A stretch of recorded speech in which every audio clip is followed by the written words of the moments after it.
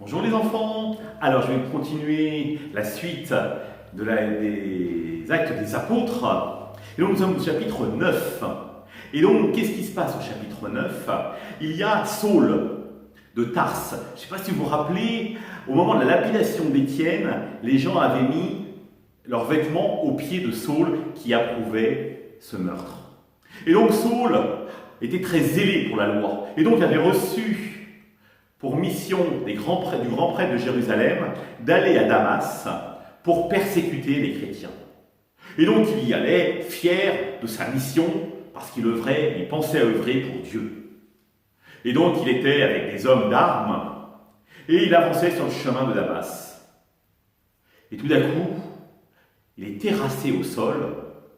Et il y a une voix qui lui dit « Saul, Saul, pourquoi me persécutes-tu » Et Saul, tout se fait tout petit et dit « Mais qui es-tu » Et la voix lui répond « Je suis Jésus de Nazareth, celui que tu persécutes. » Et Saul prend alors conscience et devient aveugle.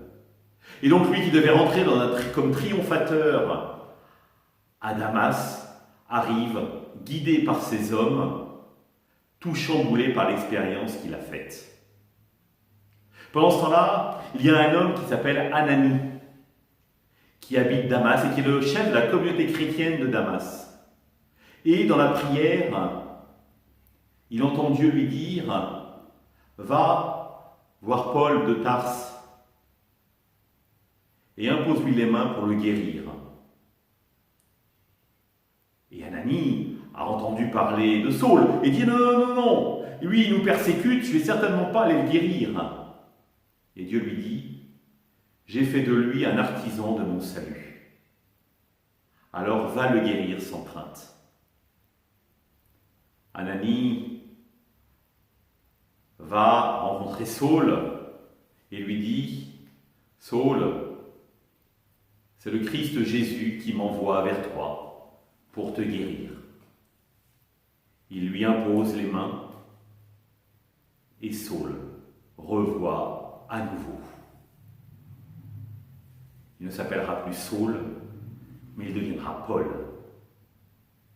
Parce que quand on fait l'expérience du Christ ressuscité au cœur de sa vie, on est un homme nouveau.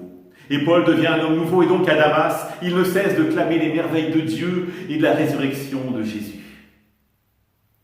Et donc il se dit, je n'ai pas le droit de garder ça pour moi.